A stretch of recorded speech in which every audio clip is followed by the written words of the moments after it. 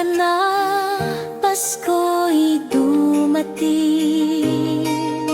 Sama-sama tayong awitin. Tawa at kwento, awit at saya, pagmamahalan ang regalo ng bawat isa. Makulay na Pasko, damhin ang himig, pag-ibig ng pamilya, tunay na masigla. Liwanag ng bituin, gabay ng bawat Pilipino. Makulay na Pasko para sa mundo. Kumukutitap ang ilaw sa gabi, mga awit Pasko nagdadala ng ngiti. Bawat tahanan puno ng pag-asa, pagmamahal ni Jesus, siyang ating ligaya. Makukulay na Pasko, damhin ang himig, pag-ibig ng pamilya, tunay na masigla. Liwanag ng bituin, gabay ng bawat Pilipino.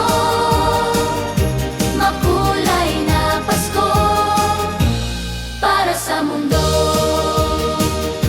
Makulay na Pasko, pag-ibig at saya, handog ng bawat isa.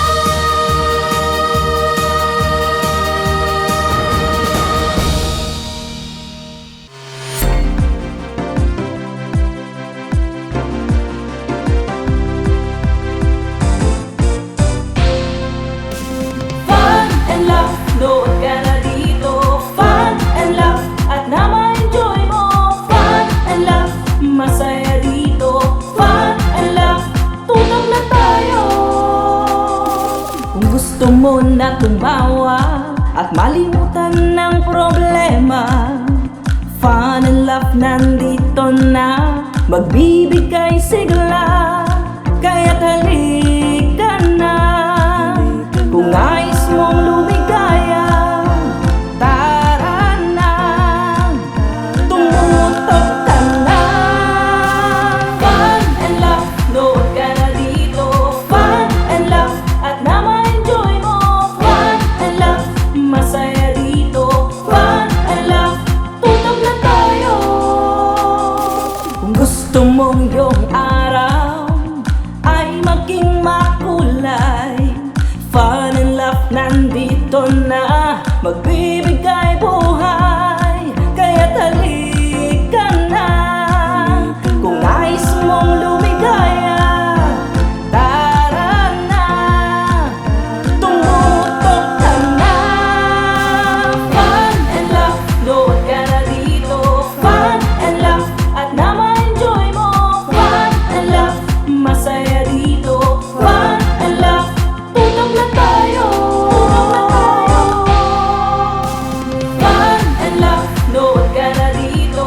Fun and laugh, at na-ma-enjoy mo. Fun and laugh, masaya dito. Fun and laugh, tutok na tayo. Fun and laugh.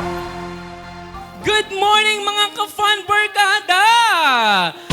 Salubungin ang panibagong linggo na naman ang ating pagsasamahan at pagkikwentuhan with lots of positivity at good vibes.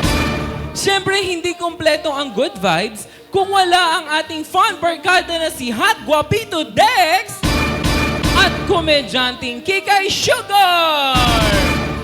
Ayan, grabe. At syempre, bago ang lahat, bumati muna kayo sa ating mga fun barkada, Dex. Siyempre, isang magandang umaga mga ka-fun barkada. At saka abangan nyo ang aking kusina ni Dex. For sure, meron akong panibagong ilulutuin na healthy tips uli para sa inyo. Hatid ng Maggi Magic Sarap. Ayan. Ayan, at syempre, Sugar! Yes! Oh my God! Naku, sa ating mga kapwa barkada nationwide na nakatutok ngayon. Maraming salamat po. Naku, andito na po uli kami. At of course, ang nag-iisang komedyanteng kigay sa balat ng television. Kaya huwag kayong maglilipat ng channel. Wow! At syempre, Dex! Ang hinihintay ng bayan, ang iyong pick-up line! Tama ko lang araw pag wala kang pick-up line sa akin ka-love team. Napakagandang babae na ito. Oh. Wow, so bring it on, Dex. Sugar, pikit ka. Di ba madilim? Yes, opo, madilim. Wait, oh, pikit. Sabi mo, pikit ka. Ulit. Okay. Sugar, pikit ka. Oh, may iba pa bang dadalaw? Ilulubog na to. Tama! sorry. Okay, ay, nakapikit na ako. Okay, ulit. Isasarado na to. Okay. Sugar, pikit ka. Madilim, di ba? Opo, madilim. Oh. Yan ang buhay ko pag wala ka.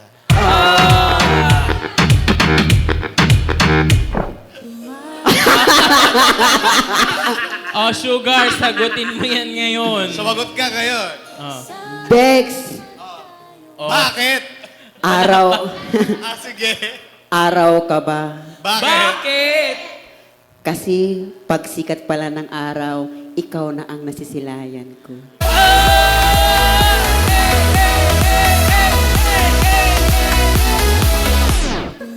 Grabe naman yung vibes na yun. Ganda. Well, sing saya ng vibes na yan ang inyong napapakinggan na music ngayon dahil ang music na po na ito ay ang aming official na station ID. Yes! Makulay na Pasko para sa mundo. Ito ay isinulat ni Miss Lea Villanueva at ito ay ginawa ng himig ni Kenneth Acero. Kaya naman simula ngayon ay mapapakinggan nyo na sa ating Spotify at all music platforms ang ating official Christmas Station ID 2025. Wow, grabe! Alam mo, nakakapiantik ng puso, di ba? Grabe. Yung mensahe ng kanta. Saka yung umpisa pa lang nung lyrics yung kanta, parang madadala ka sa Pasko talaga. Di ba? Totoo.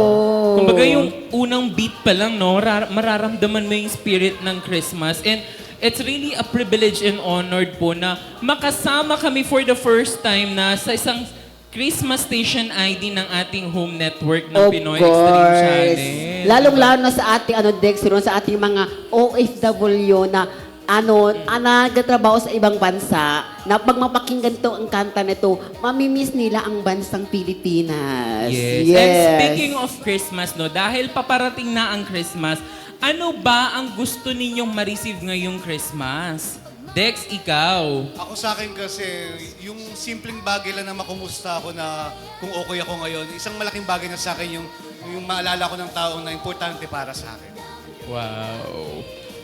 Talampakan Ako, naman natin si Dex. Eh, Sugar naman. Hala, ayaw ko kasi maiyak kasi Christmas na Christmas, tapos maiyak ako. At maiiyak kami kapag nahulog ka. Hindi, kasi matagal ko na talaga pangarap na makauwi sa amin sa Negros. Kasi almost 25 years na hindi ko nakasama ang aking pamilya. Kasi I hope this Christmas, makakasama ko sila. Alam kong hindi ka nakakauwi sa inyo, kaya naman... Pasok kayo tayo. Dito ang tatay mo. Oo, kaya namimiss ko po ang aking pamilya. Hindi. Sa kaalaman ng lahat ay nasa 2 dekada na ba na hindi po nakakauwi si Sugar sa kanila? 25 years na po, na never ko sila na-contact. Tapos, It's okay. Ante, dito naman ang mga fan barkada. Masaya to. Diba? At umiyak na po ang aming Sugar. So, paano yung banter nito? Hindi, alam mo, baka kaya hindi ka nila nakukontak kasi ang dami mo ng wig. Hindi ka na nila ma-identify. asa kahirap na hirap ako kasi natanggal yung bra ko. At saka mga ka-fan barkada, for sure matutuwa yung family mo pag umuwi ka kasi pag uwi nila, yung anak nila ay Sailor Moon na. Diba? Sasabihin nila, umalis kang Elizar, pagdating mo, Sailor Moon ka na. Hindi mga fan barkada, pinapatawa lang po natin si Sugar. Alam mo, lahat po tayo na humaharap dito, no? Sabi nga, marami tayong storya na pinagdadaan na araw-araw and madami tayong mga pighati na tinatago every time nahaharap tayo sa ating pamilya or kahit po kami dito sa inyo po, di ba? Pero may mga baon po kaming mga bubog, pero despite that bubog, lagi kong sinasabi, binibigay namin ang 110% sa inyo para makapagbigay po ng saya sa inyong mga fan barkada. Kaya maraming salamat po ka-fan barkada sa suporta. Oo, yes. At talaga nga namang nakaka-emotional ang ating Christmas Station ID, no? Napakaganda. Yan, maraming salamat po sa aming home network. Kaya, ituloy-tuloy na natin ang kwentuhan sa araw na ito. Kaya naman, kilalanin na natin ang ating panibagong fantastic guest sa araw na to. Ang kanyang talento ay hindi kasing bata niya. Please welcome ang bulilit fantastic guest natin for today na mula pa sa Makati City na Wow. si Brianna Fernandez. Kulay na Pasko, damhin ang himig, pag-ibig ng pamilya, tunay na masigla. Liwanag ng bituin, gabay ng bawat Pilipino. Makulay na Pasko, para sa mundo. Grabe, nakaka-sentimental talaga itong station ID namin. Kaya naman, ituloy-tuloy na natin ang kwentuhan sa araw na ito. Kaya naman, kilalanin natin ang ating panibagong fantastic guest sa araw na ito. Kanyang talento ay hindi kasing bata niya. Please welcome ang bulilit fantastic guest natin for today na mula pa sa Makati, si Brianna Fernandez. Kulay na Pasko. Morning po. Good morning, Brianna. Have a seat, please. At napakaganda namang binibini ang ating kasama. Pero, Brianna, bago ang lahat, bumati ka muna sa ating mga fan barkada mula Luzon, Visayas at Mindanao or nasan man sila around the world. Good morning po, ka-fan barkada. Ayan, napaka-short and sweet, sabi nga nila.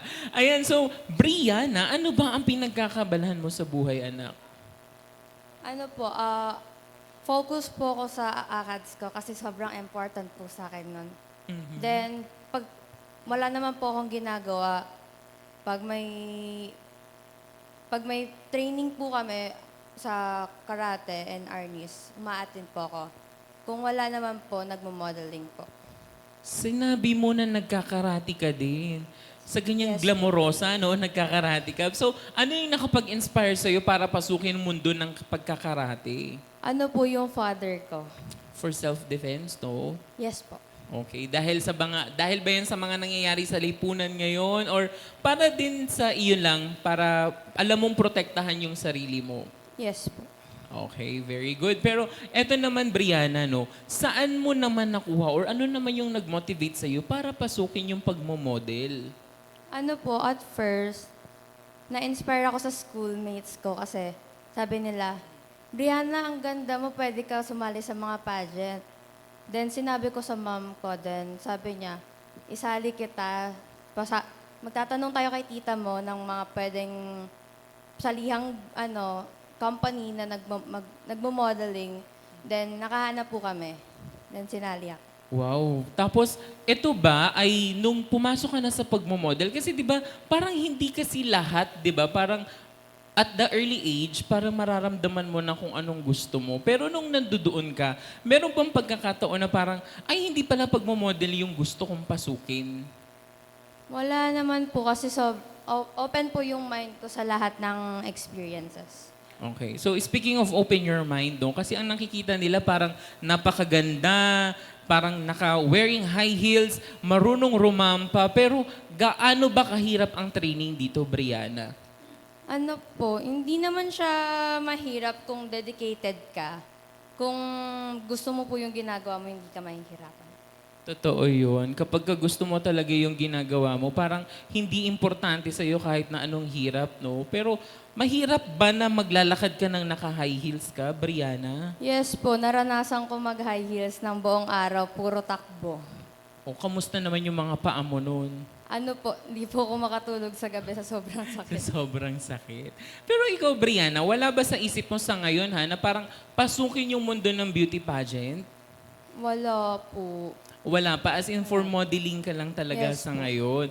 Meron na bang mga brand na mga lumalapit sa'yo? Wala po. Wala pa. So ngayon, ang focus mo ay pagmomodel. Yes. Recently, I heard na parang meron kang sinalihan na parang ramp model. Ano to? Kwentuhan mo naman kami dito. Ano po, like what I said earlier, yung sinalihan ko pong group na sinadjust ng tita ko, ang name po ng company is Innovation. Then, ang mabait po ng mga staff doon, lalo na po yung coach namin, si Sir Arman po. Then, lahat ng mga na-meet kong girls, lahat sila friendly. Wow. At mukha namang nag enjoy ka talaga ngayon, no? And ano yung pinakamahalagang lesson na natutunan mo habang nandoon ka? Hindi po against yung pagiging competitive mo sa pagiging friendly mo.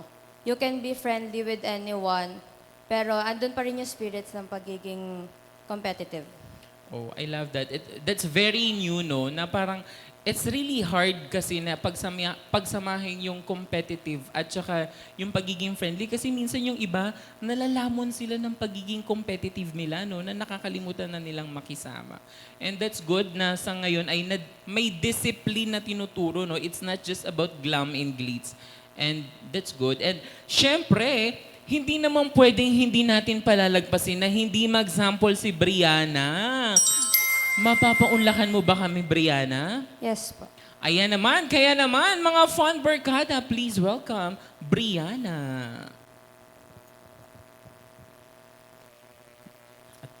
Go.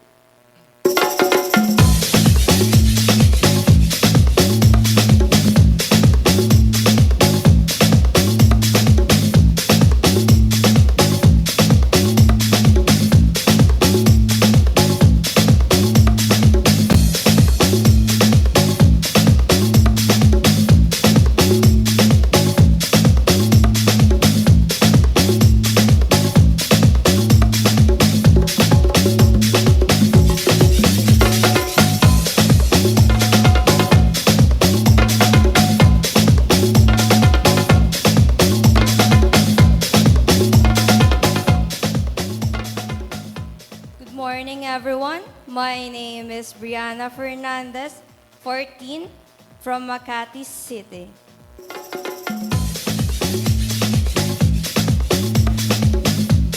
Wow! I didn't expect na may pa-speech pa. Akala ko papunta na kami sa beauty pageant eh. Pero napakagaling naman talaga ng ating fantastic guest ngayong Monday. Pero Brianna, ayan, baka meron kang gustong i-promote or mga upcoming events mo or social media anak na gusto mong i-promote? Gusto ko lang po pasalamatan yung family ko sa pagtulak sa akin sa pag-try ng mga experiences na bago for me. Kasi lumaki po akong masculine talaga yung ano. Then, pinush nila ako na mag-modeling kasi bagay daw po. O at least na-unlock yung mga hidden talent at mga hidden na pwede mo palang ipakita ni Brianna. And ayan, maraming salamat sa ating guest for today. Ayan.